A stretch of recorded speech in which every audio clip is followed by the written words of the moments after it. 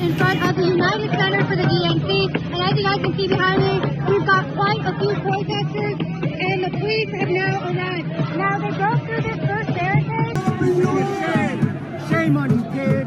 Our government is set to begin. Area businesses are taking some precautions. Some companies in the Loop are starting to board up ahead of the big event. Businesses are taking steps to prevent potential threats to their property, like looting or vandalism, by adding protection. That's why the owner of Sid Jerome Menswear is reinforcing his downtown store by covering up the windows with plywood in anticipation of possible civil unrest and violent protests that may come from the Democratic National Convention next week. We know from past experiences that something could ensue, so we wanted to be proactive and get ahead of it. I worked for CNN for a long time, and you know, they were actually covering for Joe Biden and his mental decline for a long time. What are your thoughts on that? It's very nice to meet you. That's my thought. No thoughts on Joe Biden being pushed out for Kamala?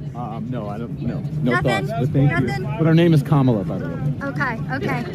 This isn't Republicans. This isn't MAGA. This isn't Republicans trying to break into the DNC. This is Democrats fighting amongst each other. They're all protesting the Kamala Harris DNC, getting her inaugurated, or getting her elected, I guess, officially. And they hate it. I asked all these people, are they voting for Kamala Harris? They've said no.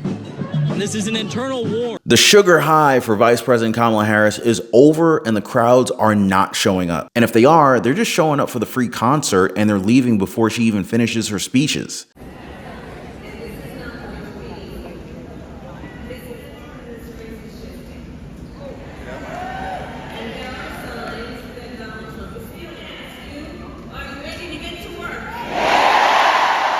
It was clear that a lot of people were ready to leave. It said that her speech wasn't even 30 minutes long, but even with that, people were already heading toward the exits before she finished. And hey guys, before we really get into this, please take a second, hit the like button. Thank you so much for subscribing to the channel, and thank you for sharing these videos on social media. Appreciate you guys.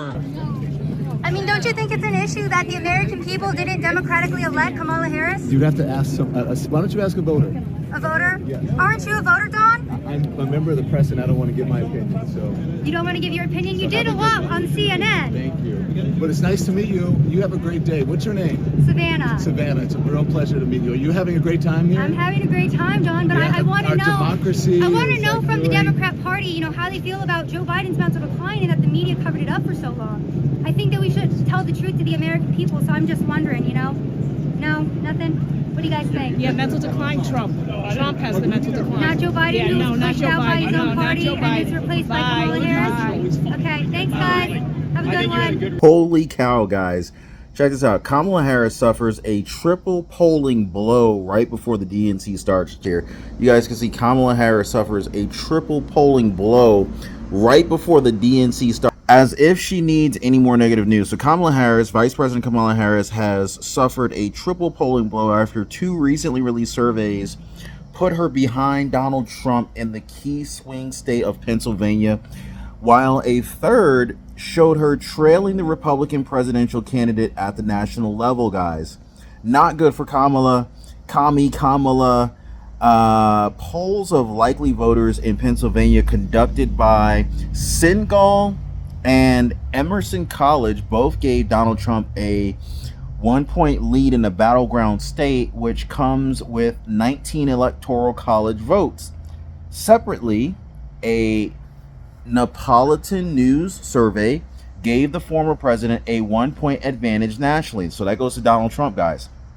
Now, Kamala Harris established herself.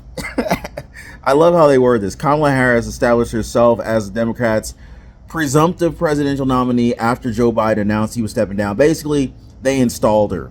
But get this, a single poll, CYGNAL, or I don't know if that's Signal, a Signal poll of 800 likely voters in Pennsylvania conducted on August 14th through the 15th, just a couple days ago, found 44% would be willing to back Donald Trump in a presidential contest versus 43% for Kamala Harris and 5% for the independent candidate Robert F. Kennedy Jr. Donald Trump increased his polling by 2 points since this last Signal survey in July, while Kennedy saw his support fall by 4 points. Not good news for Kamala, guys. I really don't know. I mean, it's the bottom of the ninth inning, right? Like, I feel like she should be any and everywhere, you know, having these conversations. I truly don't know why she hasn't, you know, done any interviews yet. Katie's pressure building on her to be more unscripted? I don't know if pressure's building, but I think what we're seeing from her and her campaign is a normal campaign. You know, Donald Trump the other day impromptu called for a press conference, a 2-hour press conference that was impulsive and angry. And right now we're seeing a campaign run by professionals and by people who know what they're doing. It's the campaigns that senators run, the campaigns that other presidential campaigns have run, and it's strategic and it's tactical. She will come out and do interviews, but right now she's doing the things that matter. She's going to rallies, she's talking to voters, and she's talking to donors, and she's finalizing her policy platform before the convention. Does she need to show that she can handle herself unscripted in news conferences or interviews? Yes, the teleprompter is her best friend. And we can argue that this is new, that she has just been given the keys to the kingdom for being the presidential nominee. She should have been getting groomed with this for years. Months even, but she's still sticking to the same talking points, the same speech.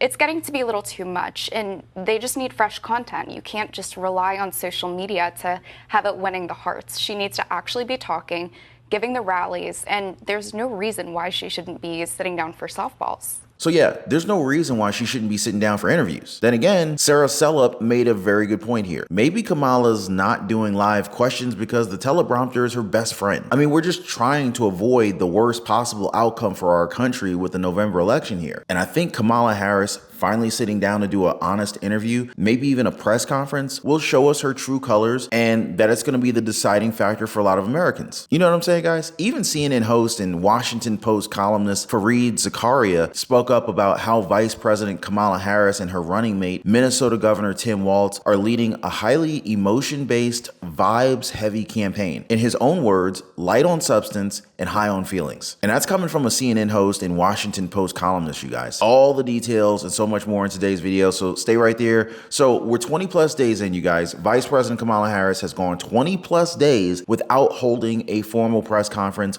or a sit-down interview since becoming the presumptive Democratic presidential nominee. After President Joe Biden stepped back and endorsed her on July 21st, Harris came out as the likely nominee, officially clinching the nomination recently. She's been out and about on the campaign trail, talking at events and giving informal remarks to reporters, but has not managed a formal press conference or in-depth interview in the 3 weeks, almost a month now, that has followed. And I think she knows how bad she's doing. She tried saving some face by briefly talking to reporters traveling with her to Michigan. It was just over a minute. She basically just said that she's excited about debating Donald Trump on September 10th on ABC, and she stood up for her running mate, Minnesota Governor Tim Walz's military record. She also mentioned that her team is trying to line up an interview before the month is out. The operative word here being try. She made headlines when she announced Walz as her vice presidential choice, but even as a duo, they haven't really sat down with the media in a formal setting. And GOP vice presidential candidate J.D. Vance wasn't going to let him get away with that. He's been pretty outspoken, urging the media to push Harris harder for answers. He even challenged reporters to step up and encourage Kamala Harris to really step into her role as a presidential candidate. Trump also took a swipe at her during a lengthy interview or news conference at Mar-a-Lago, questioning Kamala Harris's ability to handle a news conference.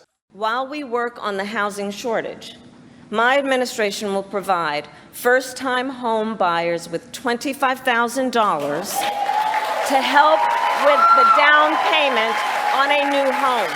We can do this. We can do this. All to help more Americans experience the pride of home ownership and the financial security that it represents and brings. And there's this notion that people line up for her rallies just to see musicians like Meg Thee Stallion, which makes sense because her recent rally in North Carolina struggled to fill what looked to be a small school gymnasium. It was here where Kamala Harris criticized the work of the current administration, aka the Biden-Harris administration. But our supply chains have now improved, and prices are still too high. A loaf of bread cost 50% more today than it did before the pandemic. Ground beef is up almost 50%. It's not something that you see every day, right? And just for contrast, because the left is obsessed with crowd size, Here's the crowd for Donald Trump's rally in North Carolina as well.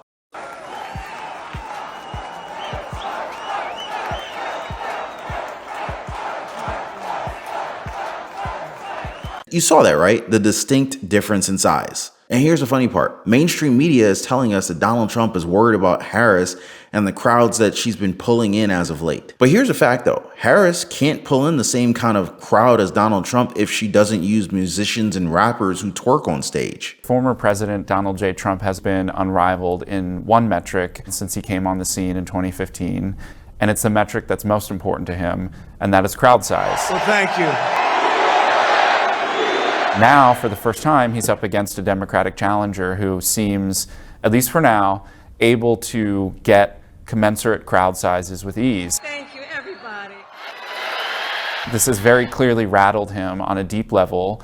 And while it might seem like a trivial matter, I think it actually speaks to a very important part of Trump's psyche. I've spoken to the biggest crowds. Nobody's spoken to crowds bigger than me. Well, if thousands upon thousands of people are showing up for her rallies, then they're probably aware of what she's done for the American people. That's a logical analysis, right? But I want you guys to listen to these supporters from Phoenix who were asked about the VP's accomplishments during her term. Today, we're trying to find out from the attendees what Kamala Harris's greatest accomplishment has been as VP.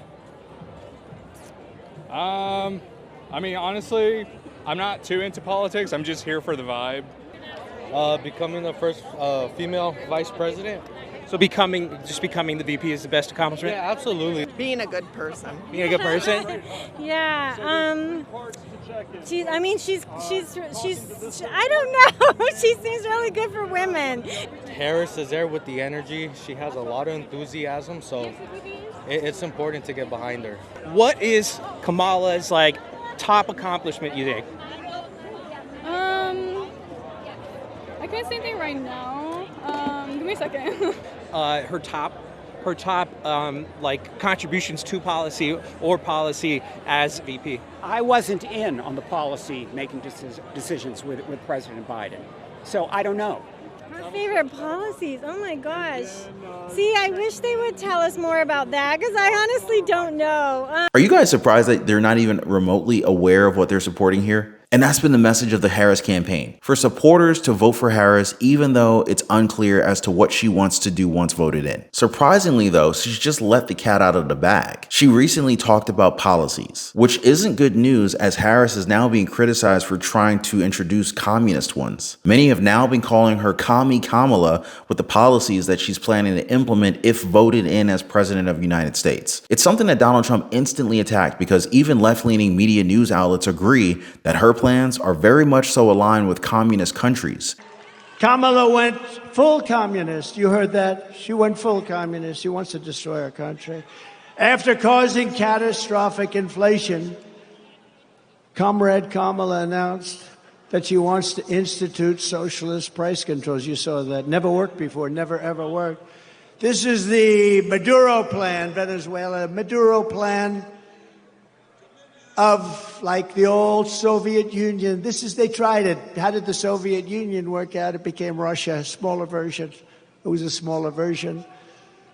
It will cause rationing, hunger, and skyrocketing prices, just like their Inflation Reduction Act caused, one of the great scams of all time.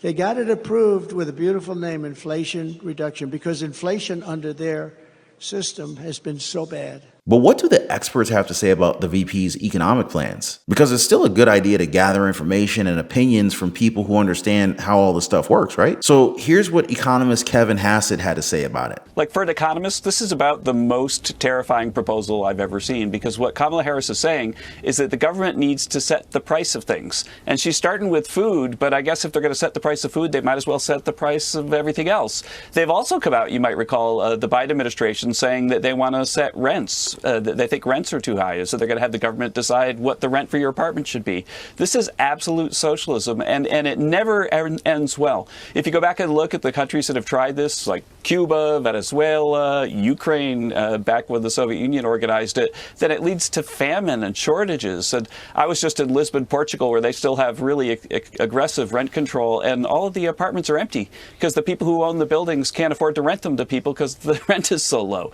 And so this is an absolute disaster. disaster. This is socialism at its highest. And the really chilling thing is that, think about it, it's right before the Democratic National Convention. She's the nominee. She should be trying to moderate her positions to appeal to swing voters. And instead, she's going all in on socialism. So what it means is these people really are that way. These people really believe in socialism. They want to change this country, and they're willing to say it, up front right now. And it's astonishing to me that she would do that. Which really begs the question, what will her supporters say once they find out what she's trying to do to America? Like, what will swing state voters say about this? This reminds me that Kamala Harris's campaign called Trump lazy because he's supposedly not campaigning in swing states, an idea that was fact-checked by a Donald Trump supporter who posted dates and photos of Donald Trump's rallies in different swing states. As you can see, there's Michigan, North Carolina, Minnesota, and Georgia. And as you can see from the crowd size of these rallies, Donald Trump's not worried about how many supporters are showing up for Harris's free concerts, which kind of proves the point that the honeymoon phase for the VP's presidential campaign has now possibly come to an end. Which reminds me, I did a previous video where I go over Donald Trump's recent Pennsylvania rally where he just downright destroys Kamala in her speech. You got to watch that one after this one because it is a masterclass from none other than Donald J. Trump. Now, as always,